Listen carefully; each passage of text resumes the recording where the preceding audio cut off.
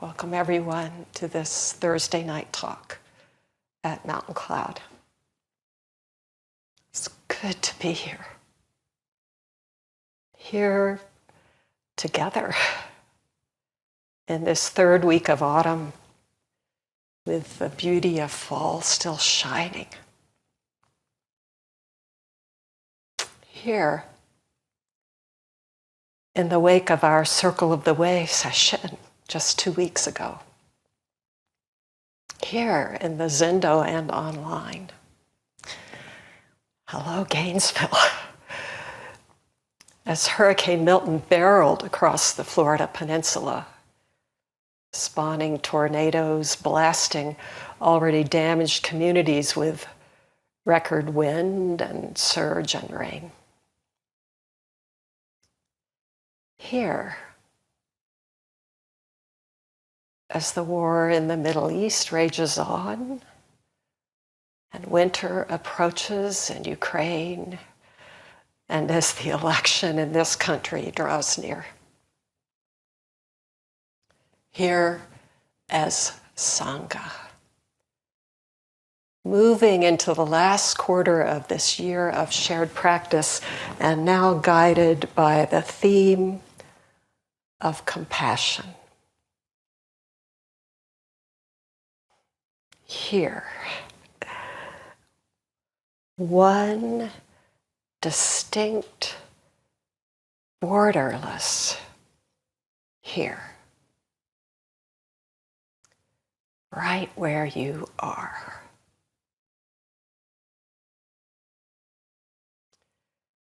Last week, Scott and I had the rare privilege of spending a week in Telluride, the courtesy of a Mountain Cloud member who owns a place there.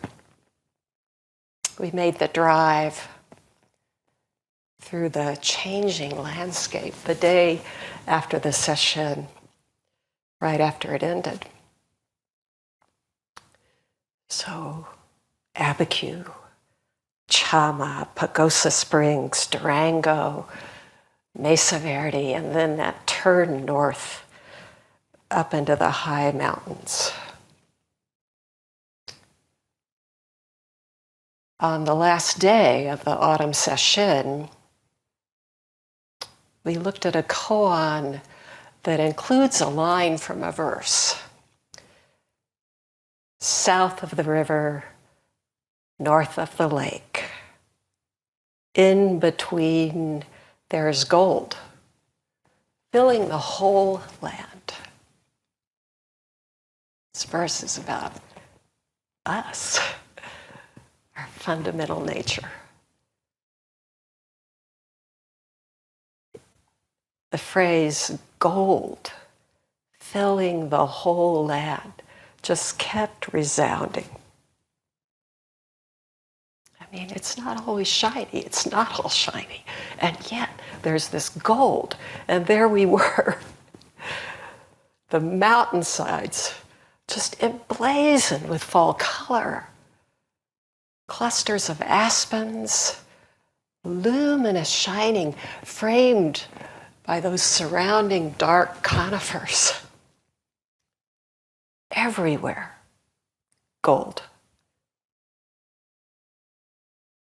At one point, the 2-lane highway, I was driving at that moment, and we passed through a stand of aspens that formed a canopy over the road. The light of the blue sky just shimmering around. And then just as we entered, a breeze showered us in golden leaves. One moment of beauty. Timeless. It's going on right now.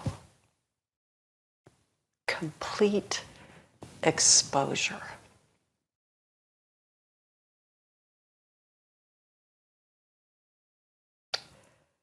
I've said this before, but I suddenly flashed on a line that dear friend Migaku Sato said some years ago in a conversation, rather in passing, he said, people these days can't tolerate beauty. And the conversation went on, and later I thought, well, there's something to that, but why? And suddenly it was like, because, if you could say because, in the face of beauty, really face it, you're gone. Your separate self can't survive. In that moment, it just won transparency in and through.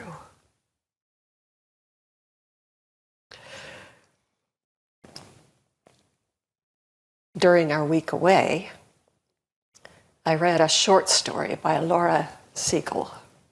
She's an Austrian-American writer who died a few days ago on Monday at 94. Siegel wrote a story that she called Dandelion, when she was in her 20s, and then revisited it when she was 90. So now it becomes a reflection on language and on what one moment of beauty can do. So I'd like to share this excerpt from her story. She writes, I was 10 years old when I had to leave Austria. So the day with my father in the Alps must have taken place on our last family holiday, the previous August. Born in Austria into a Jewish family, they had to flee to survive. So she's recalling this. I wished Muti were coming, this outing, family holiday, but she'd woken up with one of her migraines. I stood outside the hotel in the grass, getting my shoes wet with dew, waiting and wanting for nothing. Light tinkled among the trees, and the grasses gleamed sword-like, says my story. Curious how our language asks for similes. What is something like? The sky was like liquid light, I wrote. And then she says, liquid is close, but it's not quite the right word. The mountain's back looked like something sculpted. One had the feel of the distant footpath in the fingertips. Between the mountain and myself, the land cupped downward, containing light like a mist. This is from her story. And then she asks, how was it like a mist? The essence of which is to obscure. I remember it as a white, chilly presence. A dog barked and barked and barked, and the purity of the air carried the sound to where I stood waiting.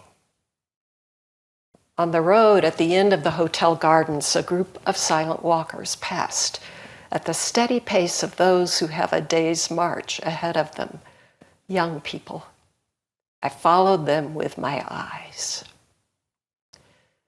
This was the moment that the sun crested the mountain, a sudden, unobstructed fire. It outlined the young people's backs with a faintly furred halo, while here in the garden, it caught the head of a silver dandelion, fiercely, tenderly transfigured into light. I experienced a bliss of thought, new and inevitable.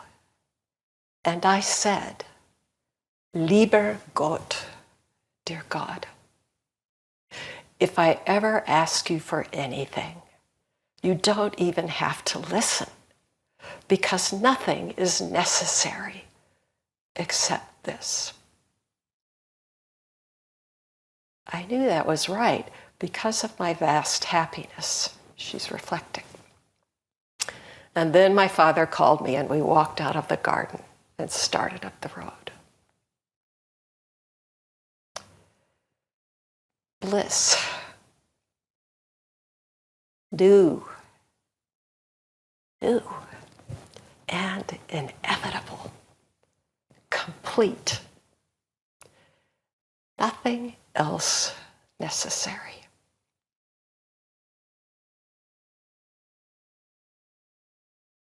What does one moment of beauty have to do with this practice, where we sit in silence, coming back again and again to here, now, this? Coming home, we say, to the intimacy and immediacy of this fallible human body, fully immersed, nothing excluded. One moment of complete exposure. What happens? How is it possible?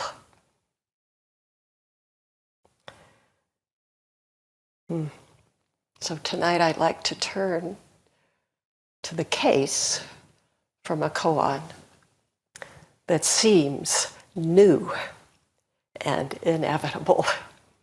This is Hekiganroku, case 27, Blue Cliff record. The title is Yunmen's Complete Exposure. So this is just the case. A monk asked Yunmen, "How is it when the tree withers and the leaves fall?"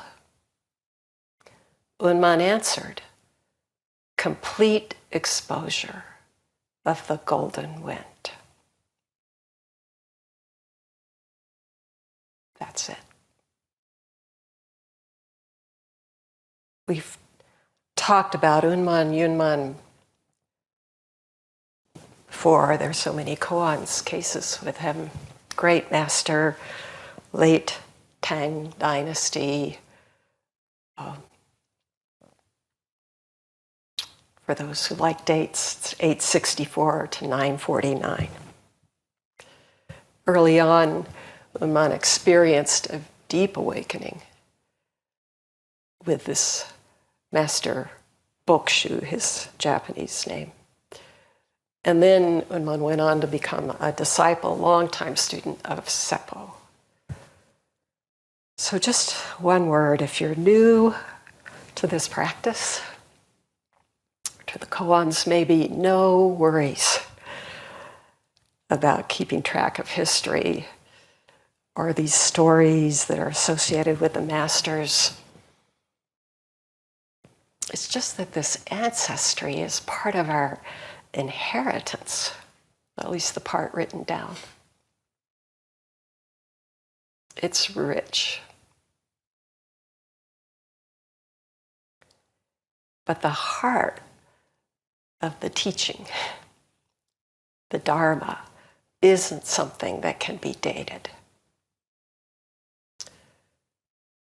So as I keep inviting with these talks, just to, just listen, like let it wash over you, like those leaves. And if something strikes, just let that resound. Lately, I've been revisiting part of a book by Urs on Yunmen, and in his story of Yunmen, his history, he tries to sort of set the record straight, because the story that's come down to us most vividly wasn't probably written down until about 160 years after Yunmen died. But there's an old, early stone inscription that does record this sort of critical, vital encounter between Yunmen, the young Yunmen, and this old master, Bokshu. So I'm just going to share what this is Op's translation of that inscription. Master Bokshu's one room was usually shut, and it was completely empty. When he occasionally did receive people, he allowed no deliberations. When Yunmen had the chance, he went straight to Bokshu's door and knocked.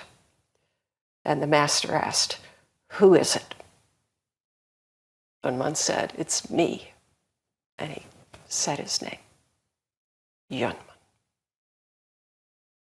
The inscription, according to this translation, is Bokshu blocked the entrance and said, "Why do you keep coming?" And Yunmen answered, "I'm not clear about myself." And Bokshu said, "Absolutely useless stuff." Or there's another rendering where he says, "Too late." And actually those might both be kind of readings of whatever this phrase is.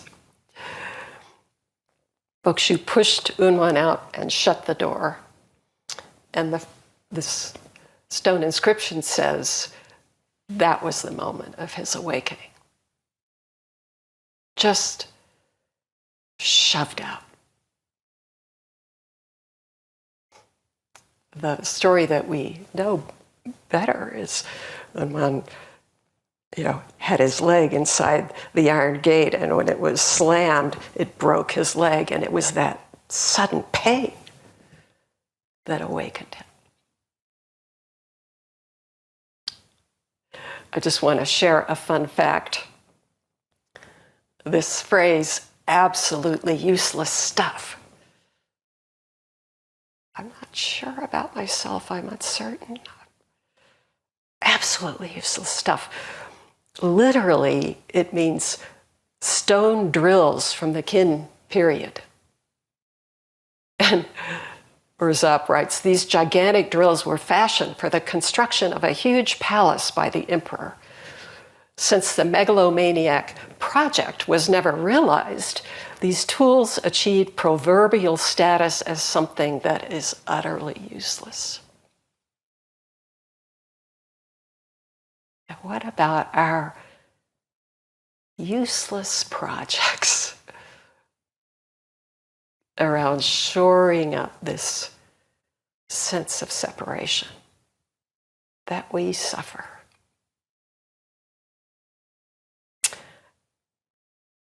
Adds the comment. The problem that drives Yunmen to seek instruction is not something that bothers him, but rather his own self. This is not one of a number of problems he has, but rather the problem he himself is. And so also for us. It's good news, actually. What we seek is so near. Just to ask, who am I? What is this life? What is it to be authentically human? Right there in the asking. Come home to that.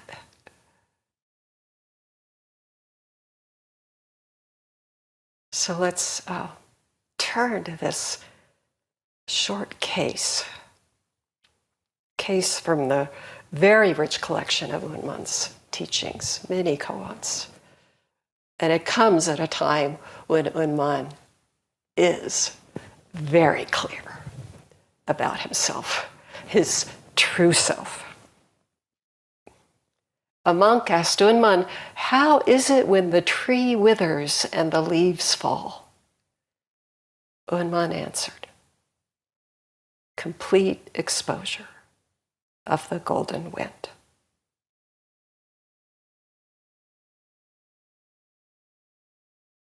It conjures a scene of autumn, very timely. But this monk isn't asking about the seasons. From the perspective of practice, the monk may be saying, "I've exhausted all effort, all energy, all discursive thought, all concepts." Maybe he's sitting with mooing and can't get anywhere, can't take a step. Master, what am I to do? What is this impasse? And Yunmen just answers without the slightest gap.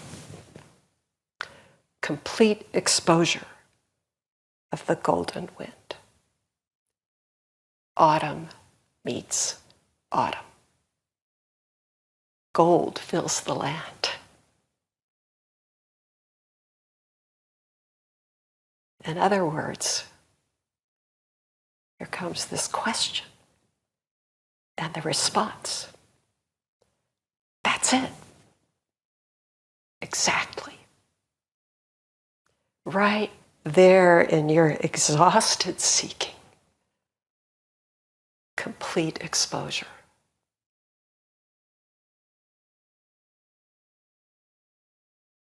On what you might call another level, the monk is asking, what about this world?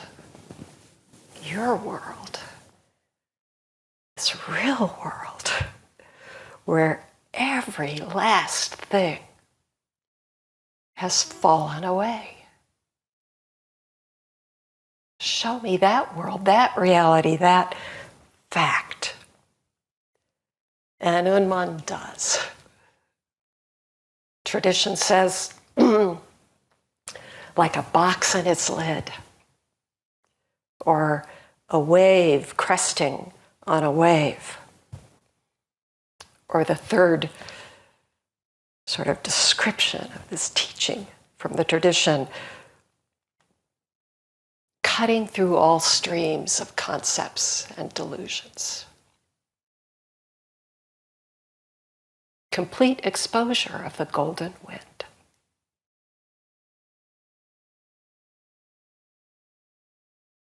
It actually does all three.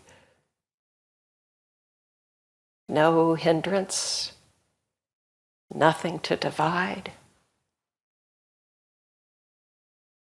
Oh, as I can hear our teacher Reuben saying, nothing to impinge on anything. So what is this complete exposure? Of you, of what we are.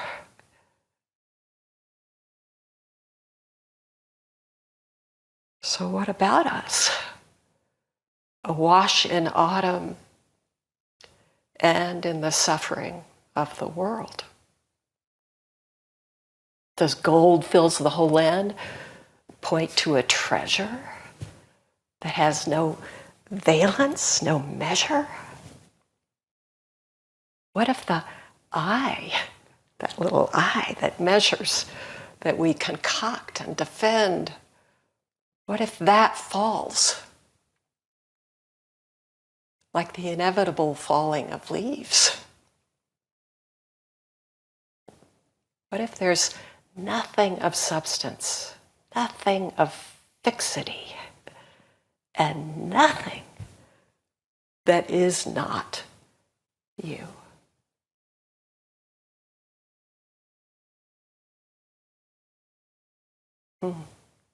Also in that session, We took up a koan about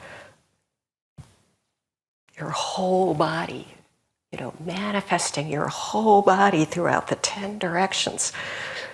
That's what's going on. And what is it really?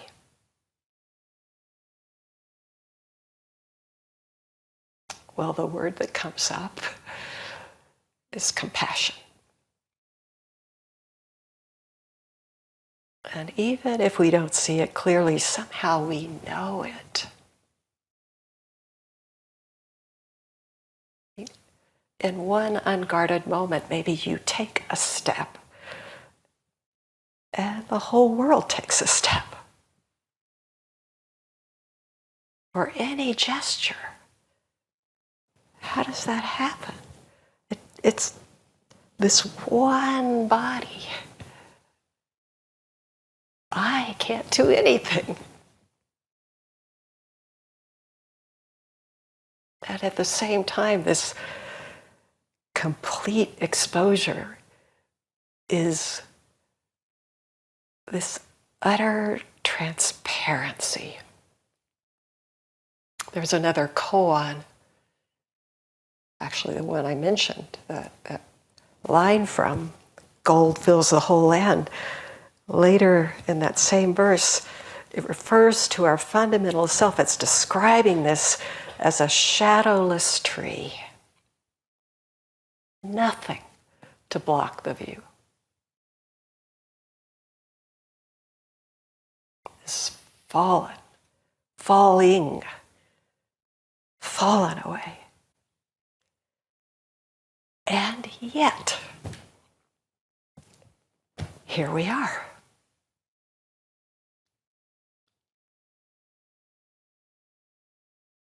Like that bird. I don't know if you can hear the bird chirping online. Utterly fleeting, already gone. Dwelling nowhere. Mind comes forth, the sutra says. Or this chirp, chirp.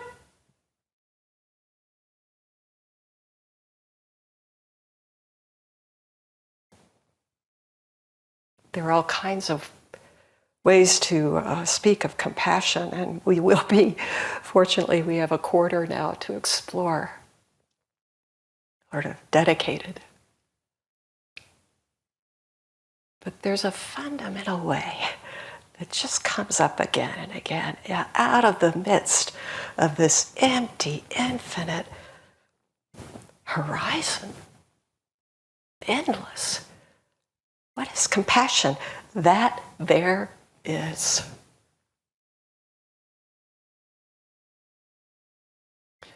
Laurie Siegel had an experience of beauty. That moment, just months before being sent from her childhood home to a place of potential safety. In the face of the looming devastation in the 1930s. Vast happiness, she wrote of that moment. Bliss, new and inevitable.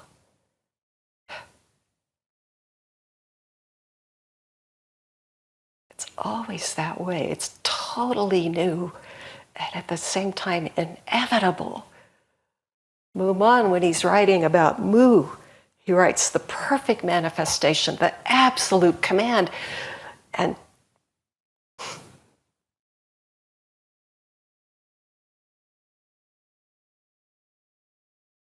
complete. New and complete.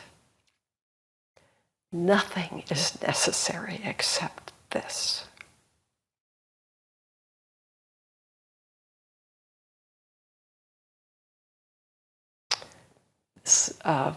Story called to mind Zongchi, Bodhidharma's female disciple of the four woman. And when she's asked by Bodhidharma to present her view of this world, what have you received? How do you see it? Who really are you? And she says, it is like the joy of seeing the Pure Land just once and not again. The Pure Land. This complete exposure. This reality. Right here. Autumn wind beyond any season.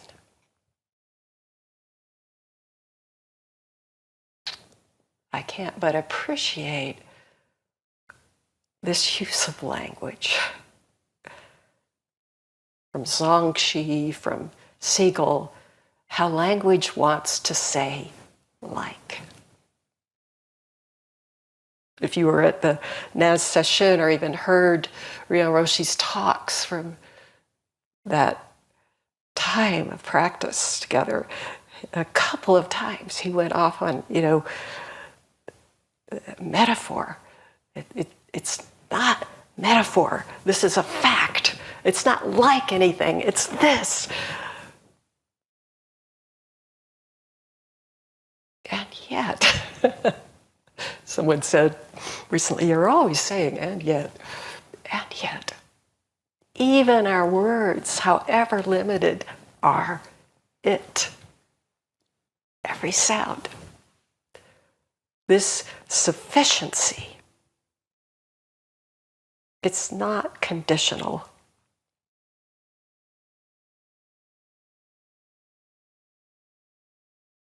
And it's right here.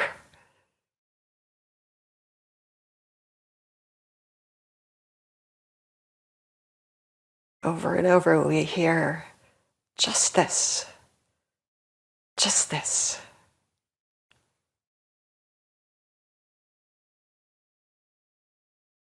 Before our week in Telluride, before the autumn session at Mountain Cloud, we had a chance to do just a weekend session, a retreat with David Loy. And sitting there where we spent most of the time outside in the mountains, different terrain, but beauty. And the sense of was that everything was just somehow saying, behold, behold.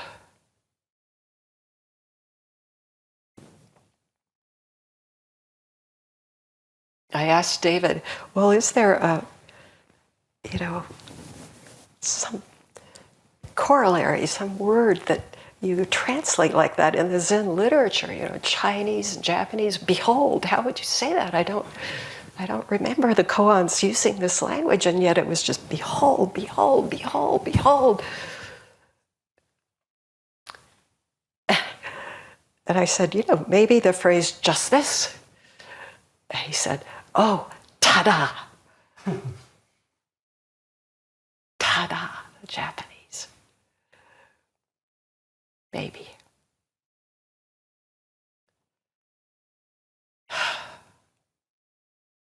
So what are we to say to the rapidly escalating climate crisis, back-to-back hurricanes,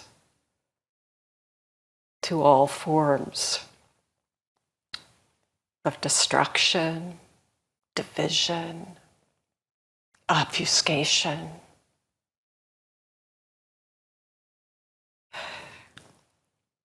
Just a brief visit to another koan that came up when I was just sitting with this today.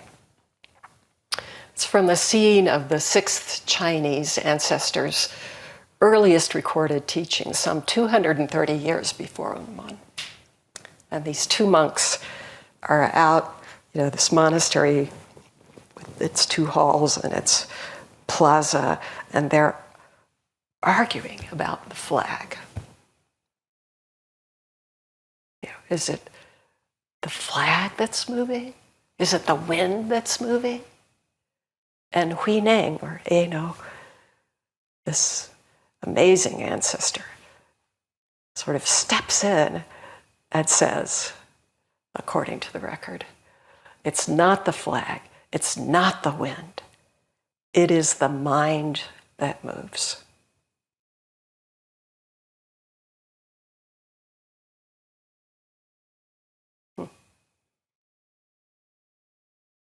Huining's own history is pretty tough, coming from total poverty, illiterate. And somehow he finds his way on behalf of all of us. What is this moving? If there's anything, he says, that's moving, it's your mind. Nothing but mind.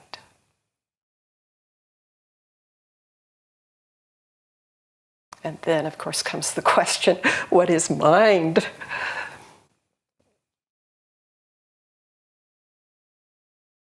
So in our circumstances, we might say, well, the beauty of autumn, the late daylight, or a devastating storm. He might have said to the question, what moves? One wind. One throughout. Boundless and indivisible.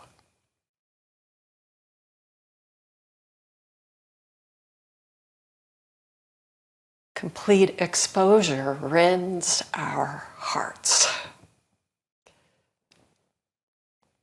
Or it may bring us to realize, already so, already broken, already borderless from the start.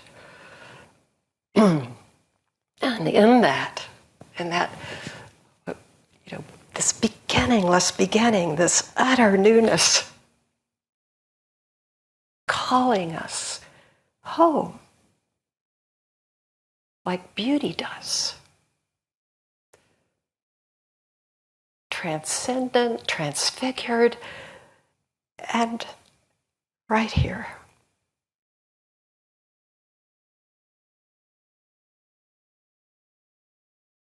Totally exposed and endlessly to be explored. Oh, thank you all so much for this shared practice.